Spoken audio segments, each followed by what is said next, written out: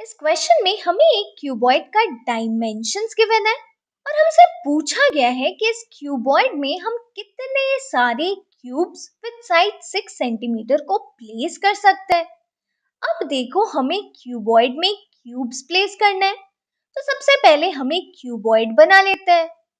अब इसका डायमेंशन हमें गिवन है 60 इंटू 54 इंटू 30 सेंटीमीटर। तो ये लेंथ हो गया 60 सेंटीमीटर, ब्रेथ हो गया 54 सेंटीमीटर और इसका हाइट हो गया 30 सेंटीमीटर। अब इस क्यूबॉइड में हमें क्यूब्स प्लेस करना है, तो पहले हमें क्यूब बना लेते हैं।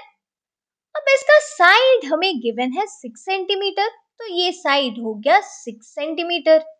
अब देखो हम इन क्यूब्स को इस क्यूबॉइड में प्लेस करेंगे, तो यहाँ इस पूरे क्यूबॉइड का वॉल्यूम और इसमें प्लेस किए गए सारे क्यूब्स का वॉल्यूम दोनों इक्वल होगा।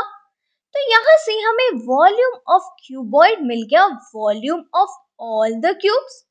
अब यहाँ volume of all the cubes को हम लिख सकते हैं number of cubes into volume of one cube.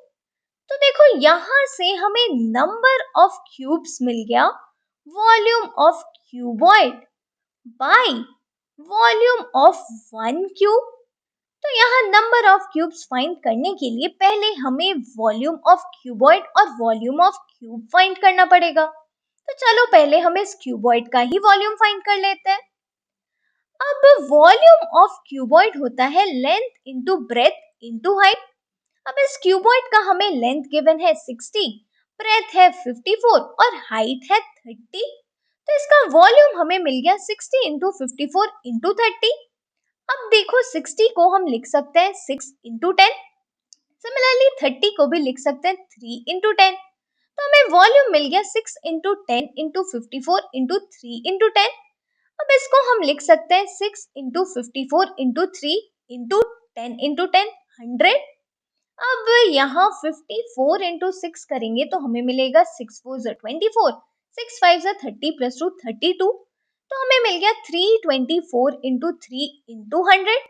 अब हम 324 इंटू 3 करेंगे तो ये होगा 3 4 12, 3 2 6 प्लस 1 7 और यहाँ आएगा 3 3 9।